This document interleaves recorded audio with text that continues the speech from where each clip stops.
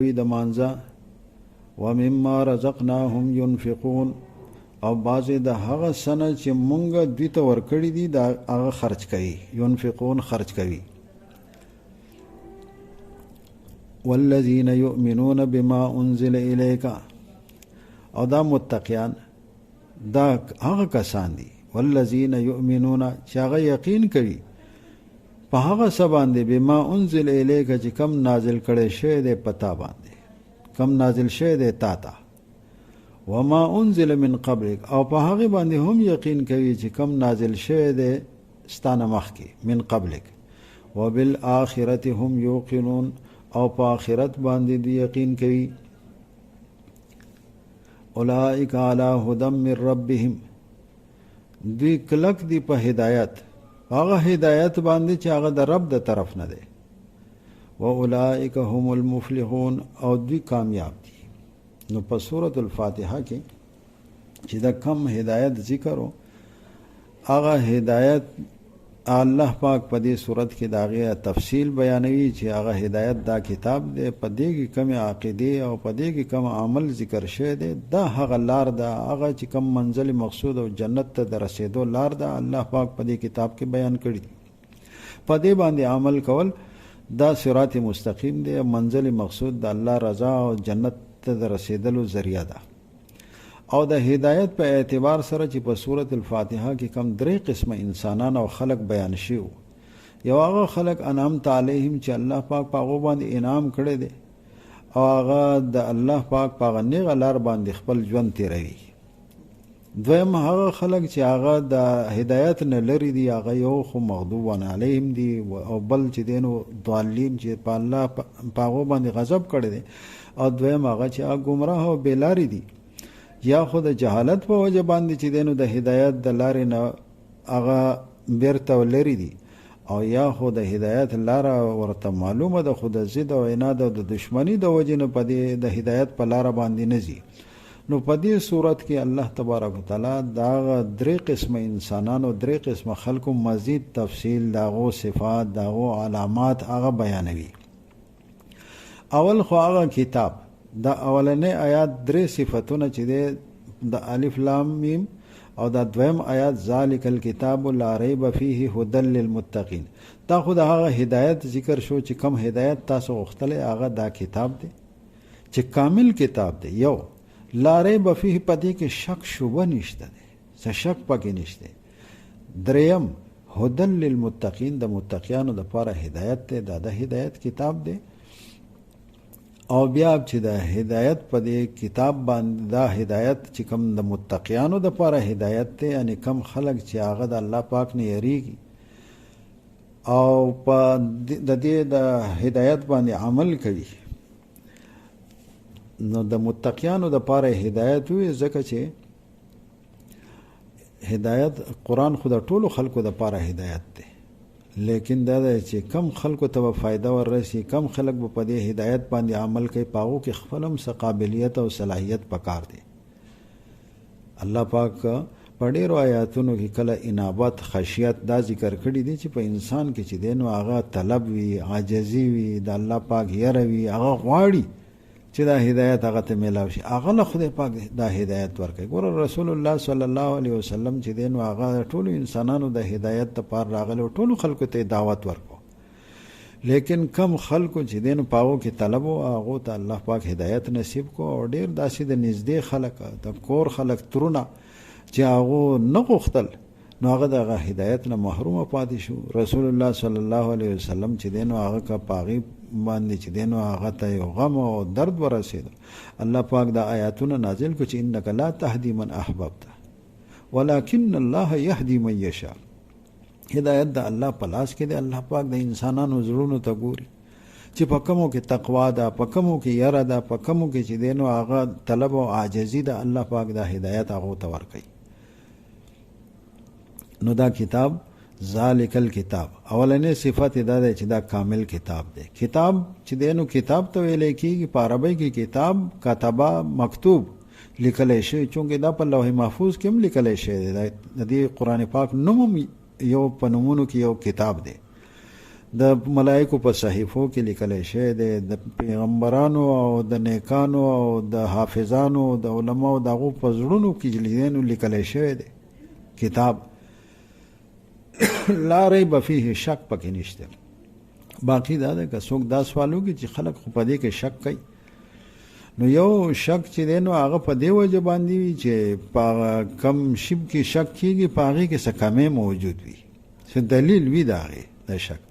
او یو هسې د ضد په بنیاد باندې چې دی نو شک کېدی شي د هغه په خپل سوچ کې چې دی نو غلطي وي، په هغه شي کې چې په کم کې شک کوي په هغې کې چې دی نو هغه غلطي موجوده نه وي.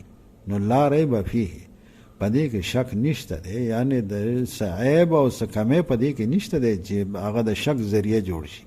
باقي چې کم خلک په دې کې شک کوي د هغو په پوهه کې د هغو په دماغو کې چې دی نو هغه کمی دی. بعضې مفسرین فرمایي چې لا ریب فیه دا نفي په معنی د نهي باندې دی، لا ریب فیه یعنی لا ترتابو فیه، چې په دې کې شک مه کوئ. د کتاب عظمت دی چې داسې عظیم کتاب دی، د دې زده کول د هغې ترغیب دی، دا زده کول دا د هدایت کتاب دی، په دې کې شک مکه، شک شبه پکې نشته دی. هدل للمتقین، هغه هدایت چې تاسو د هغې دعا کړې ده هغه دا د هدایت کتاب دی. او د متقیانو دپاره چې کوم خلک په ځان کې دا قابلیت پیدا کی او د هدایت چې دی نو غواړي الله تبارک وتعالی د دې کتاب په ذریعه هغو ته هدایت ورکوي چې هغه پرهیزګاران دي للمتقین. او بیا د هغه کم خلکو ته چې هغه د دې کتاب په وجه باندې هدایت میلاو شي او پرهیزګاران او متقیان دي، د هغو بعضې مزید تفصیل او د هغو صفتونه ذکر کیږي. په هغو کې یو صفت هغه دا دی چې الذین یؤمنون بالغیب، د غیب په خبرو باندې کمې خبرې چې هغه غایب دي، پټې دي، د انسان ته په نظر باندې نه راځي یا د هغه په حواسو باندې د هغه په غوږونو باندې هغه ته نه معلومیږي، په هغې باندې ایمان راوړي چې هغه ایمانیات دي چې د الله پاک په ذات باندې، په جنت دوزخ باندې، په پیغمبرانو باندې، په کتابونو باندې، په تقدیر او په فرشتو ملائکو باندې، په هغې باندې ایمان راوړي. ویقیمون الصلاة، دویم صفت د هغو دا دی چې هغه مونځ قایموي. مونځ قایمولو مطلب عبدالله ابن عباس رضی الله عنه فرمایي چې اقامت الصلاة معنا دا ده چې اتمام الرکوع والسجود والتلاوت والخشوع په کامل طریقه، په ښه طریقه چې دی نو د هغې رکوع کوله او د هغې سجده کوله، په خشوع او خضوع سره په اطمینان سره دا مونځ کوله. سړي وي د هغو لپاره مثلا جماعت سره او په جماعت کې کوله، یعنی د مونځ پابندي کول او په یخنۍ کې، په ګرمۍ کې، په هر حال د هغې د وخت او د هغې د شرایط او د ارکانو خیال او د هغې د آدابو خیال ساتل. ومما رزقناهم ينفقون، او د هغه څه نه چې الله پاک وایي موږ دې ته ورکړي د هغې نه خرج کوي. نو په دې کې هغه زکات چې کم مالونه دي د هغې نه زکات ورکولو یا د زکات نه علاوه نور چې دی نو هغه صدقات هغه ورکول، دا ټول چې دی نو هغه په دې کې شامل دي. اکثر په قرآن پاک کې د مانځه سره د زکات ذکر هم راځي، ځکه چې د مونځ چې دی نو په دې کې د الله پاک عبادت دی، د الله پاک توحید دی، د الله ثنا او صفت دی. او په زکات کې چې دی نو هغه د مخلوقاتو له حاجتمندو له د هغو د خیال دی، هغو له چې دی نو د څه ورکول دي. نو گویا کې په یو کې حقوق الله شو، په یو کې حقوق العباد شو. او بل دریم صفت د هغو ذکر کوي والذین یؤمنون بما انزل الیک وما انزل من قبلک، چې هغه خلق دی چې والذین یؤمنون بما انزل الیک وما انزل من قبلک، چې هغې چې دی نو هغه ایمان راوړي بما انزل الیک، هغه څه باندې چې کم نازل شوی دی تا ته، ای پیغمبره تا ته چې کم شی نازل شوی دی د الله پاک د طرف نه، په هغې باندې هم یقین او ایمان لري. او پیغمبر پاک صلی الله علیه وسلم باندې چې کوم وحی نازل شوی دا خدا قرآن پاک دی، او هغه وحی خفی هم پکې داخله ده. بما انزل الیک، هغه څه باندې، او ما د کلمه د عموم ده، هغه څه چې هغه که وحی جلی ده، هغه وحی ده چې هغې تلاوت کیږي چې قرآن پاک دی، یا هغه وحی چې کم په پیغمبر صلی الله علیه وسلم باندې نازل شوی ده د حدیث په شکل کې چې کوم موجوده ده، په ټولو باندې ایمان راوړي، په هغې باندې یقین ساتي. او بل صفت داغو دا دی وما انزل من قبلک، هغه کتابونو باندې هم ایمان لري چې کوم ستانه مخکې نازل شوي دي. نورو پیغمبرانو باندې هم ایمان راوړي دا نورو پیغمبرانو باندې ایمان راوړل او د هغو په کتابونو باندې ایمان راوړل په دې طریقه باندې چې هغه کم د الله پاک د طرف نه نازل شوي دي. اوس که بالفرض خلکو په هغې کې تحریف کړی دی او د خپل ځان نه یې پکې څه میلاو کړي دي نو هغه خو غلط دي، په هغې باندې یقین نه کوي. لیکن کم چې د الله پاک د طرف نه تورات نازل شوی دی، انجیل نازل شوی دی، په هغې باندې ایمان راوړي. البته د ایمان ذکر یې چې یؤمنون بما انزل من قبلکم، عمل خو به په قرآن پاک باندې صرف کوي. په هغه تورات او انجیل کې چې د عبادت او یا د مانځه یا د زکات کومه طریقه ده په هغې طریقه باندې به عمل نه کوي، عمل خو په قرآن پاک باندې کوي، لیکن په هغې باندې یقین ساتل، اجمالی ایمان او یقین په هغې باندې ساتل دا هم ضروري. دا د ایمان جز دی، دا صرف دا نه دی چې دا پکار دی، نه د دینه بغیر مسلمان نشي جوړېدلی. د ایمان په شرایطو کې دا فرض دی، ضروری دی. چې کم ایمانیات دي ایمانیاتو کې چې دینو په ټولو پیغمبرانو باندې ایمان راوړل او په ټولو کتابونو د الله پاک باندې چې دینو هغه ایمان راوړل. وبالآخرة هم یوقنون، او په آخرت باندې د قیامت په ورځ کې مراد د آخرت قیامت ورځ ته آخرت ته وي، په هغې باندې هم یقین کوي. په آخرت باندې چې یقین کول دا ډیر لوی عمل دی. انسان چې دی نو هغه نیک عملونو کې کوشش کوي او د الله پاک د نافرمانی نه ځان بچ کوي، چې کله د آخرت ورځ د مخې ته وي په هغې باندې یقین کوي. نو دا خلک چې دی اولئک علی هدی من ربهم، دوی علی هدی من ربهم په هدایت باندې دي. هغه کم چې الله پاک په هغو باندې انعام کړی دی او هغه په هغه صراط مستقیم باندې کلک دي، صراط الذین انعمت علیهم، هغه دا خلک دی ادیب هغه په هدایت باندې دي او په هغه د هدایت نور د هغو په زړونو کې یوه رڼا ده، هغه چې کومه د الله پاک د طرف نه دي ته میلاو ده، د رب د طرف نه ده. و اولئک هم المفلحون، او کامیاب دي. یعنی دا صراط مستقیم چې دی نو هغه هدایت باندې دي، په هغه نیغه لار باندې دي چې هغه منزل مقصود ته رسیدل. و منزل مقصود ته رسیدل دا خو کامیابی ده کنه. منزل مقصود څه دی؟ د الله پاک رضا ده، جنت دی، آخرت چې دی نو هغه کامل کامیابی ده. فمن زحزح عن النار وادخل الجنة فقد فاز، چې انسان چې دی نو هغه د جهنم نه بچ شي او د جنت ته تلو والا جوړ شي. خبر آخرت چې دی نو د هغې چین او د هغې کامیابي هغه ته میلاو شي. نو دغه انسان نو الله پاک وایي اولئک هم المفلحون، او دی کامیاب دي. ترجمه بیا دوباره کومه الف لام میم.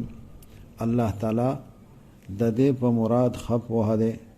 ذالک الکتاب، دا کامل کتاب دی، لا ریب فیه، نشته هیڅ شک پدې کې، هدل للمتقین، هدایت کونکې دی پرهیزګارانو ته. الذین یؤمنون بالغیب، هغه کسان چې یقین کوي په هغه څه باندې چې هغه غایب دي او پټ دي، چې د دینه پټ دي، دې ته ښکاري نه، په هغې باندې یقین کوي. ویقیمون الصلاة، او پابندي کوي د مانځه. ومما رزقناهم ينفقون، او بعضې ټول نه، ومما رزق من د تبعیض د پاره دی، یعنی چې الله پاک ولا څه ورکړي دي دا نه ده چې ټول خرج کړي، د هغې نه چې دی نو هغه څلوېښتمه د زکات یا بعضې په هغې کې صدقه او خیرات. ومما رزقناهم، او بعضې د هغه څه نه رزقناهم چې ورکړي دي مونږ دوی ته، ينفقون خرج کوي. والذین یؤمنون بما انزل الیک، او دا هغه کسان یعنی دا چې کوم متقیان دي او په هدایت باندې دي دا هغه دي. والذین یؤمنون بما انزل الیک، یقین کوي دي په هغه څه باندې چې نازل کړی شوی دی تا ته. وما انزل من قبلک، او په هغه څه باندې چې نازل کړی شوی دی ستانه مخکې. وبالآخرة هم یوقنون، او په آخرت باندې دوی یقین کوي. اولئک علی هدی من ربهم، دوی کلک دی په هدایت باندې، من ربهم د طرفه د رب د دوینا. نو هدایت وی ماغه چې هغه د رب د طرف نه وي، چې د الله پاک د طرف نه کومه لار مقرر شوې ده هغه د هدایت لار ده. او کوم چې انسانانو ځان له سوچ کړي او هغه د رب د طرف نه نوي، د اسمانونو او د الله پاک د طرف نه نوي، نو هغه هدایت نه دی. و اولئک هم المفلحون، او دوی دي کامیاب.